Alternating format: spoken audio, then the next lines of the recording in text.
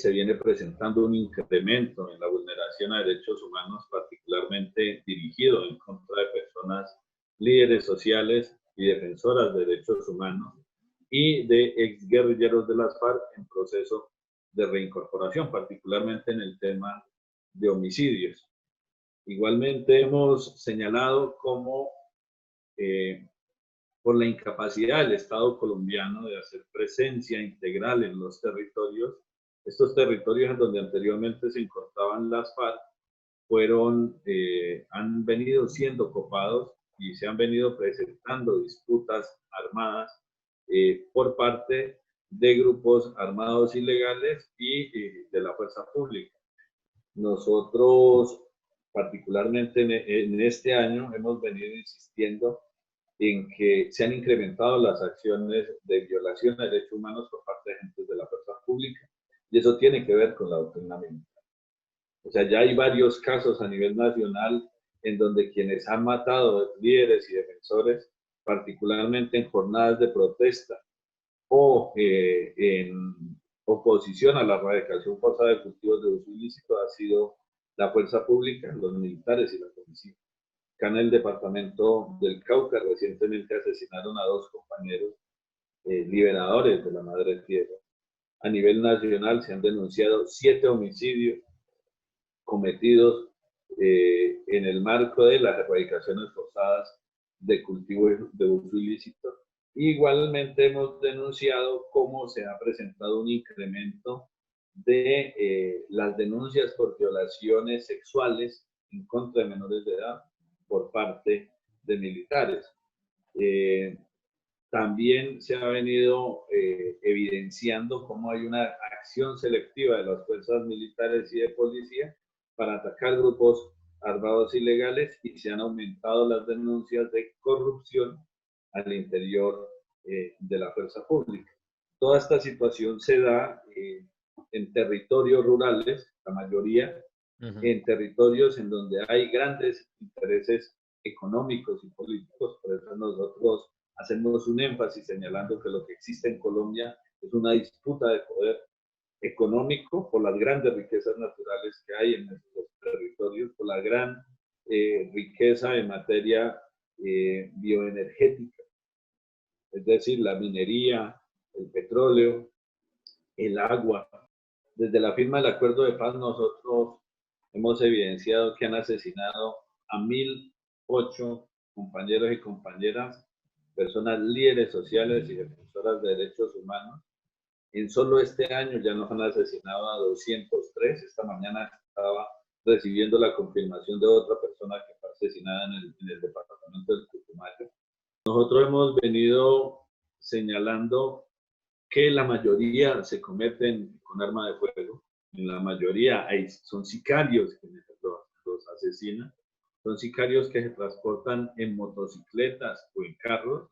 Y estos hechos ocurren en la casa del líder o defensor, a las afueras de la casa o a las afueras del trabajo. Y nosotros hemos venido insistiendo mucho en que esta situación, tanto el lugar como las armas que utilizan, que en su mayoría son armas largas, y la forma, que en su mayoría son disparos a la cabeza, son varios disparos. O sea, hay casos en donde son 10 disparos en la cabeza. O sea, presenta, además de una planeación, una sevicia en la comisión de los actos de homicidio. Particularmente ahora, en las últimas semanas, en Colombia hemos venido evidenciando cómo se han incrementado las masacres. A hoy, desde el Equipo Nacional de Marcha, tenemos un registro de 50 masacres este año, en donde han asesinado a 198 personas en todo el país. Hay que señalar que el año pasado, en todo el año, las Naciones Unidas registraron 33 masacres. Este año, insistimos, van 50. Y en el departamento del Cauca es el segundo departamento donde más masacres se han presentado. Hace poco, el presidente Iván Duque y su gobierno planteó la discusión de que no eran masacres, sino homicidios colectivos. Nosotros hemos venido haciendo un énfasis en que las Naciones Unidas, en sus informes, trabaja el concepto de masacres. La CIDH, incluyendo a la Corte Interamericana de Derechos Humanos, han emitido sentencias en donde han condenado al Estado colombiano por cometer masacres. Inclusive, más que centrarnos en el debate del término, nosotros estamos exigiendo es que hayan soluciones, que dejen de matar colombianos y colombianas que tienen derecho a vivir. Igualmente se han incrementado los señalamientos por parte de la fuerza pública en contra de las comunidades movilizadas. Nuevamente vuelve el señalar las relaciones o las presuntas relaciones que existen entre campesinos, indígenas y afro que resisten en sus territorios al vincularlos con grupos armados ilegales para legitimar el uso de la fuerza en contra de esas comunidades. Y se viene incrementando, como lo señalé anteriormente, la represión a la protesta. De lo que sucedió hace una semana, hace un par de semanas, en donde el ejército le disparó a 2 liberadores de la madre tierra del movimiento indígena, es algo recurrente en Colombia. El Estado colombiano, las fuerzas militares frente a la protesta social, están tirando a asesinar. Ahí sí, como decimos acá, no están disparando al aire, sino están disparándole al aire los pulmones de los compañeros y compañeras que hacen resistencia en los territorios. Y finalmente, a raíz de esos enfrentamientos y de esas disputas territoriales, pues se han incrementado los desplazamientos forzados colectivos y de algunos compañeros líderes sociales y defensores de derechos humanos en los territorios. Sabemos que ha habido problemas de derechos humanos desde hace mucho tiempo. Quería preguntar cómo ves que estos momentos de este año compara a los años anteriores. Si pensamos en los 90 y los 2000 como uno de los periodos con los índices más altos y más extremos de violencia paramilitar y de violación de derechos humanos, ¿en qué momento estamos en cuanto a los derechos humanos en Colombia? Nosotros hemos venido señalando que la violencia en Colombia es estructural y la violencia sociopolítica ha sido una constante. Desafortunadamente, Colombia, el Estado colombiano y algunos círculos de poder, para mantenerse en el poder, han hecho ejercicio de la violencia física en contra de la oposición política. Y por eso hay unos ciclos. Nosotros decimos, la violencia se ha mantenido a través de la historia. En el proceso de paz hubo una disminución de esa violencia.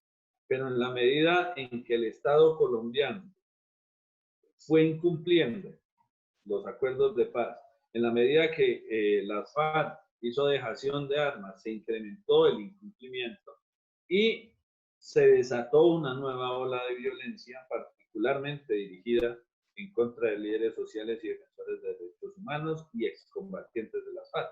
Hay que señalar que a la fecha 225 ex guerrilleros de las FARC que firmaron el acuerdo de paz han sido asesinados en el país. Y a eso se suma que estamos en una nueva fase, o bueno, el Estado colombiano reencauchó lo que fue la política de defensa y seguridad del gobierno del expresidente Álvaro Uribe Vélez, y nuevamente vemos cómo los militares y policías flagrantemente violan derechos humanos. Y por otro lado, vemos cómo el paramilitarismo ha ido tomando fuerza en Colombia. Y el Estado colombiano adopta acciones que no son eficaces ni efectivas en este contexto y se ha dedicado a señalar, a militarizar territorios, pero no a cumplir lo pactado y jamás en los últimos periodos ha desarrollado el concepto de seguridad humana que implica una presencia integral del Estado.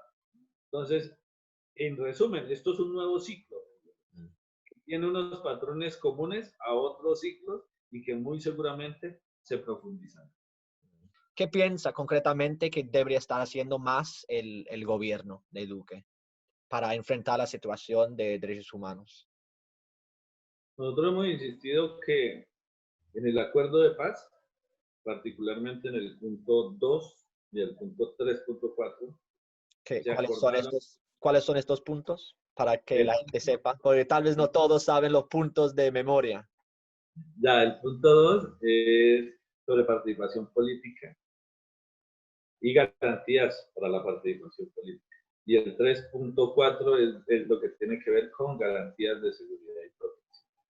A partir de esos dos ejes que tenían que ver con derechos humanos, al igual que otros puntos, se acordaron una serie de normas, de leyes acá en Colombia, en donde se dijo el Estado está obligado a garantizar los derechos, es decir, adelantar acciones de prevención, adelantar acciones de protección, a investigar cuando esos hechos ocurran, a sancionar a los responsables y debe permitir la participación de la comunidad internacional que está acá en el país para hacer acompañamiento. Desafortunadamente salieron unas normas, yo siempre digo lo mismo, salieron unas normas buenas, no las ideales, pero son buenas. Ahí participamos las organizaciones de la sociedad civil, pero todo eso se quedó en el papel. Y desafortunadamente, los pocos espacios que se convocan, que tienen que ver con escenarios interinstitucionales para buscar soluciones, últimamente se han convertido en espacios en donde el Estado va y rinde cuentas, espacios donde el Estado va y se toma la foto y dice que está cumpliendo, pero no se adelantan ningún tipo de acciones en los territorios. En resumen, implemente lo que existe, cumpla con las normas que hay, desplieguenla en los territorios, no sea un Estado fallido, no actúen ilegalmente, cumplan la ley y particularmente fortalezcan el trabajo territorial, fortalezcan a las organizaciones, particularmente mecanismos de autoprotección comunitaria y en ese sentido creemos que se podría avanzar en algún tipo de situación de cambio. Pues muchísimas gracias, Cristian, por compartir todo este tiempo con nosotros. Ya sabes que desde Justice for Colombia y los sindicatos en Gran Bretaña y Irlanda y muchos parlamentarios de ambos países estamos muy pendientes todo el tema de derechos humanos y la paz en Colombia. A Justicia por Colombia y a todos y todas quienes nos escucharon.